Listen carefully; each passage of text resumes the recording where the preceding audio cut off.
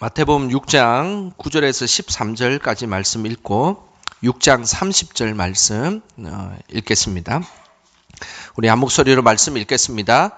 그러므로 너희는 이렇게 기도하라. 하늘에 계신 우리 아버지여, 이름이 거룩히 여김을 받으시오며 나라가 임하시오며 뜻이 하늘에서 이루어진 것 같이 땅에서도 이루어지이다. 오늘 우리에게 일용할 양식을 주시옵고 우리가 우리에게 죄 지은 자를 사하여 준 것 같이 우리 죄를 사하여 주시옵고 우리를 시험에 들게 하지 마시옵고 다만 악에서 구하시옵소서. 나라와 권세와 영광이 아버지께 영원히 있사옵나이다. 아멘. 우리 30절도 우리 연속해서 읽겠습니다. 오늘 있다가 내일 아궁에 던져지는 덜풀도 하나님이 이렇게 입히시거든 하물며 너희일까 보냐 믿음이 작은 자들아. 아멘. 우리 옆 사람에게 이렇게 인사했으면 좋겠습니다. 기도의 자리에 너무 잘 오셨습니다. 인사하겠습니다. 늘 기도의 자리를 소중하게 생각하고 기도의 자리에 나오신 우리 성도님들 주님의 이름으로 축복하고 환영합니다. 주기도문은 모두 6가지의 기도 내용으로 이루어져 있습니다. 첫 번째 3가지는 하나님을 향해 하는 기도입니다.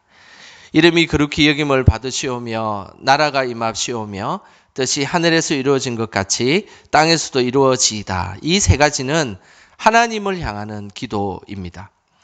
이전에 이제 금요 기도회 때 우리 이 3가지는 말씀을 드렸고요. 그 다음에 이제 나머지 3가지는 우리를 향한 기도입니다. 그 우리를 향한 첫 번째 기도가 오늘 본문에 나와 있는 말씀처럼 오늘 우리에게 일용할 양식을 주시옵고, 이것이 우리가 드리는 첫 번째 기도입니다.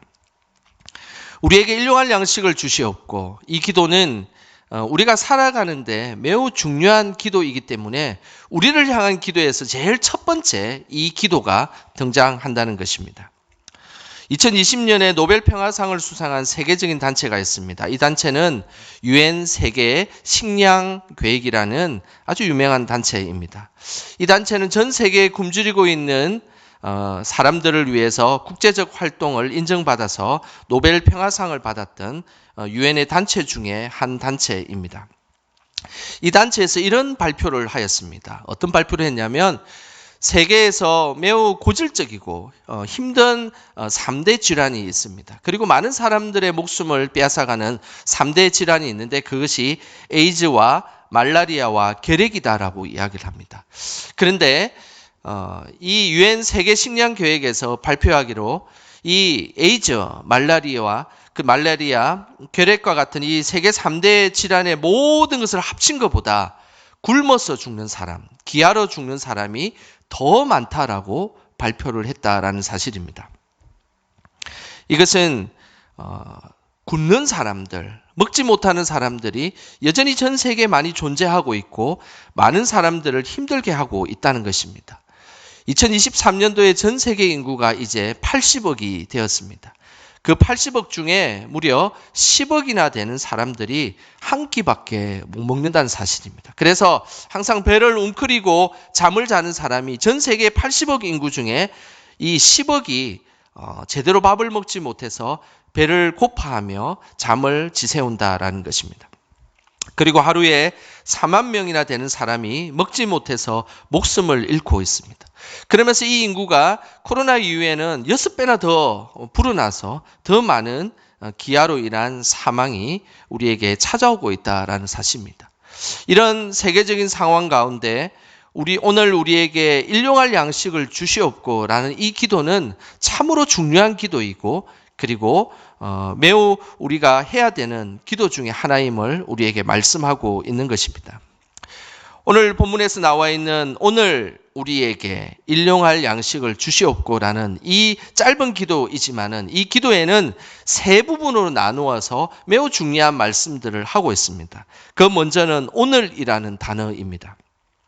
이 오늘이라는 단어가 매우 중요한 의미를 가지고 있는데 사람을 향하는 기도가 세 가지라고 있다라고 말씀드리지 않았습니까? 그래서 11절에 양식을 구하는, 오늘날 우리에게 필요한 양식을 주십시오, 일용할 양식을 주시옵소서라는 이 기도는 오늘이라는 시점으로 기도하는 것입니다.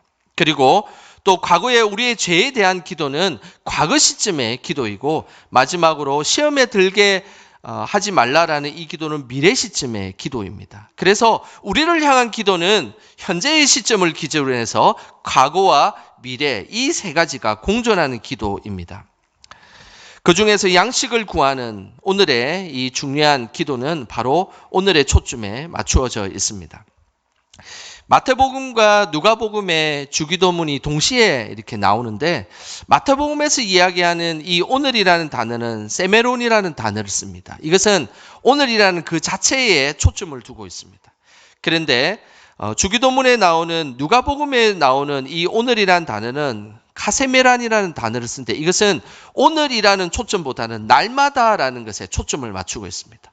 그러니 하나님, 오늘 우리에게 일용할 양식을 주시옵소서라는 것은 마태복음적으로 해석하면 오늘 이 시점에 하나님께서 일용할 양식을 주시옵소서라고 말씀하고 있는 것이고, 누가복음의 관점에서 보면 그것은 날마다, 항상 오늘이 내일 되면 또 오늘이 또 찾아오지 않습니까? 날마다 우리에게 일용할 양식을 주시옵고라고 하는 말씀이 동시에 합쳐져 있는 말씀입니다. 그러니 하나님 앞에서 오늘 일용할 양식을 주시옵소서라는 이 기도는 날마다 하나님께서 일용할 양식을 주시옵고라는 기도와 동일한 기도입니다. 왜 예수님은 우리가 양식을 구하는 기도를 지금 이 자리에서 날마다 그 기도를 할 것을 예수님께서 우리에게 요청하셨을까요? 그것은 잠언서 3장 28절 말씀을 읽어보면 그 뜻을 잘 이해할 수가 있습니다. 우리 화면을 보시면서 잠언 3장 28절 말씀 함께 읽겠습니다. 내게 있거든 이웃에게 이르기를 갔다가 다시 오라, 내일 주겠노라 하지 말며. 오늘 이 잠언서의 말씀을 잘 읽어보면 이웃에게 뭔가 어려움이 있었습니다. 그리고 배고픔과 같은 어려움이 있었습니다. 그때에 갔다가 다시 오라, 내가 내일 주겠다라는 것을 절대 그렇게 하지 말라라고 말씀하고 있는 것입니다. 왜냐하면 지금 이 순간에 당장의 어려움이 있고, 그리고 지금 이 순간에 배고파서 힘들어하고 있는데 당신 내일 오십시오, 내일 오면 내가 주겠습니다라고 하는 이야기는 잘못되었다라는 것입니다. 이것은 오늘 우리에게 일용할 양식을 주시옵소서라고 하는 이 기도도 마찬가지입니다. 하나님 앞에 우리가 기도할 때 하나님 내일 우리에게 일용할 양식을 주십시오라고 기도하는 것이 중요한 것이 아니라, 중요한 것은 오늘 이 시간에 이 자리에서 하나님 우리에게 일용할 양식을 주시옵소서라고 기도하는 것, 이것이 매우 중요한 기도라는 것입니다. 그래서 우리에게 간구해야 할 제일 첫 번째 간구는 양식의 문제이기도 하고, 이것은 오늘 지금 이 자리에서 날마다 이루어져야 한다라는 것을 하나님 앞에 간구하는 것입니다. 두 번째로 오늘 우리에게 일용할 양식을 주시옵고라는 이 짧은 기도문에는 또 다른 중요한 단어가 있습니다. 그것은 우리에게라는 단어입니다. 주기도문을 잘 보시면 하나님 나에게 일용할 양식을 주시옵소서, 하나님 내가 나에게 잘못한 것들, 이런 것들에 대한 나라는 1인칭이 전혀 없습니다. 주기도문을 잘 살펴보면 모두가 우리라는 단어로 다 이렇게 쓰여져 있습니다. 그래서 이 기도의 제목도 오늘 우리에게 일용할 양식을 주시옵소서라고 기도하고, 우리가 그런 기도를 해야 된다는 것입니다. 양식을 구하는 기도는 가장 개인적인 기도이기도 합니다.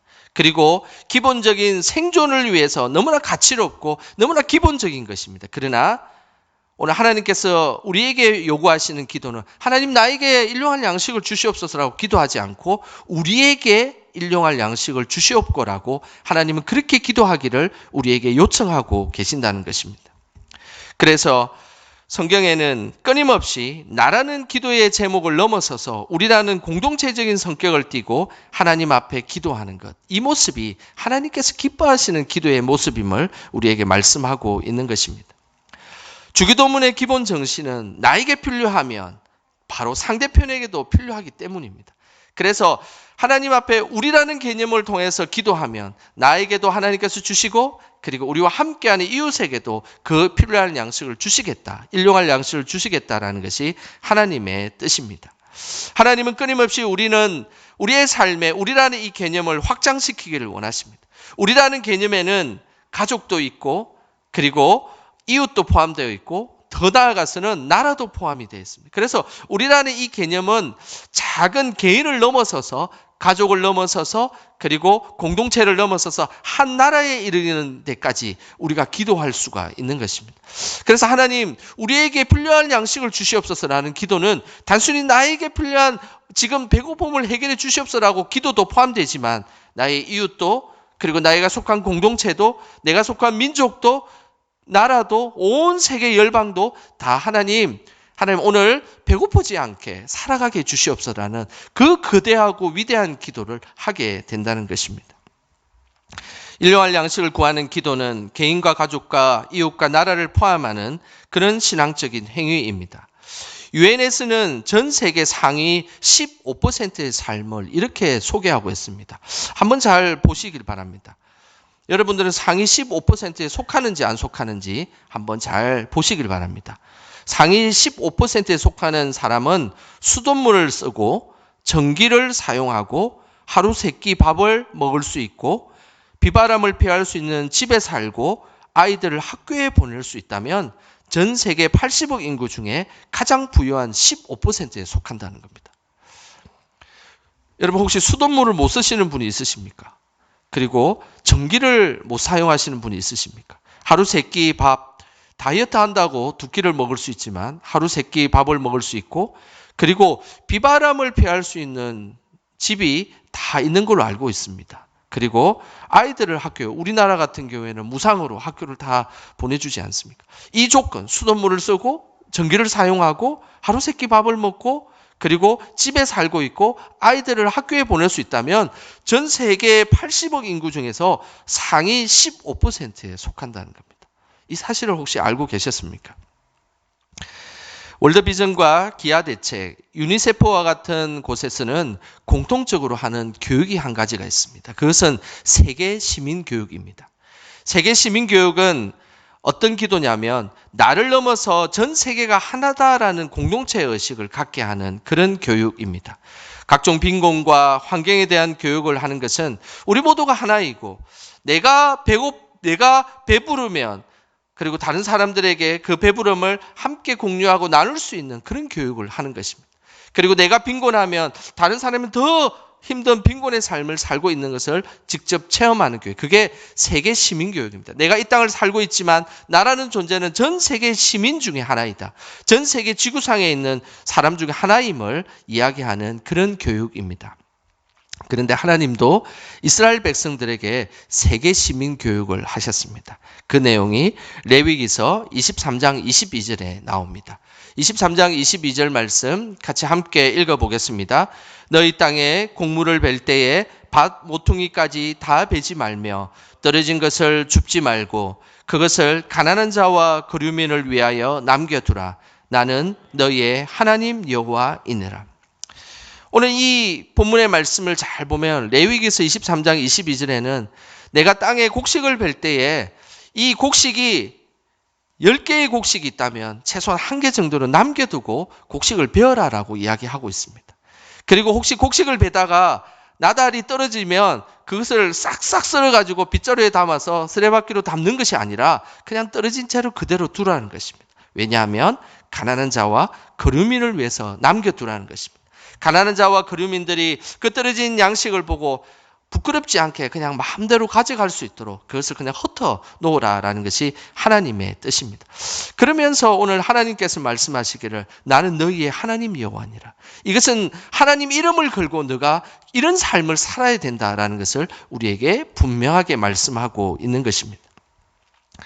이 땅을 살아가는 우리들의 삶은 항상 일용할 양식에 관련된 끊임없는 우리의 기도 속에 나라는 것을 넘어서서 우리라는 개념으로 기도하기를 하나님은 오늘도 요청하고 계신다는 것입니다.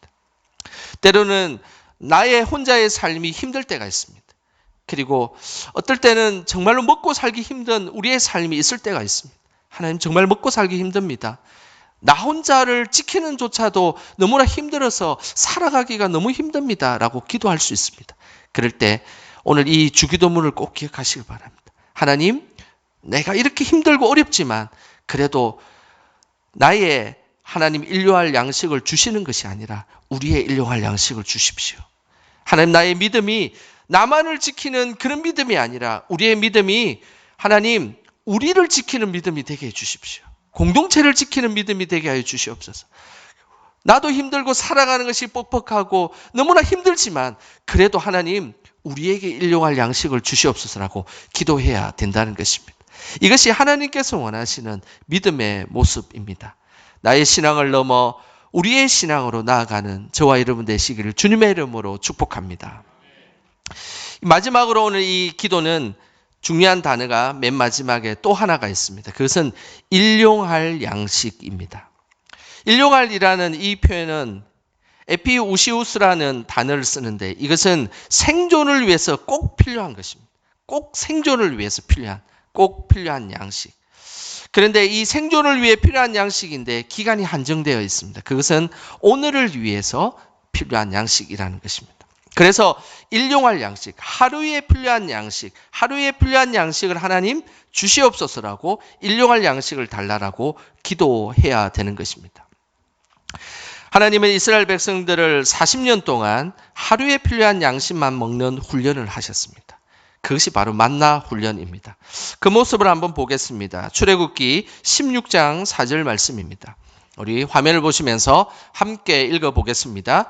그때에 여호와께서 모세에게 이르시되 보라 내가 너희를 위하여 하늘에서 양식을 비같이 내리리니 백성이 나가서 일용할 것을 날마다 거둘 것이라. 이같이 하여 그들이 내 율법을 준행하나 아니하나 내가 시험하리라.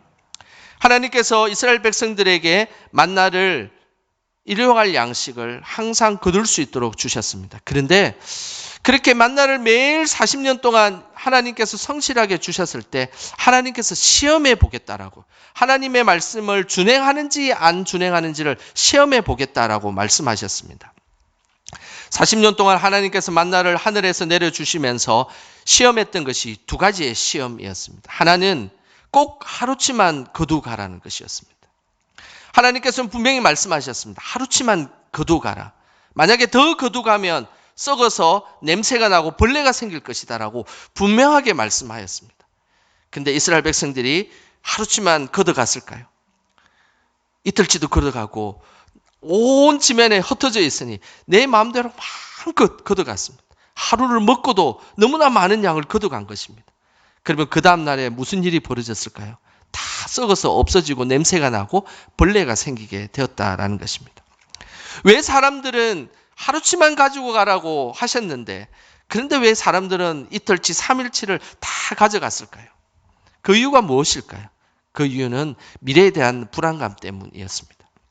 40년 동안 하나님께서 신실하게 오늘도 내려주시고 오늘이 3월 3일이지 않습니까? 3월 3일에도 내려주시고 분명히 3월 4일에도 내려주실 것인데 그런데 그것을 신뢰하지 못했을 때 혹시 3월 4일에 하나님께서 변덕을 부리셔가지고 내려주시지 않을까 생각해서 많이 보관해 둔 겁니다.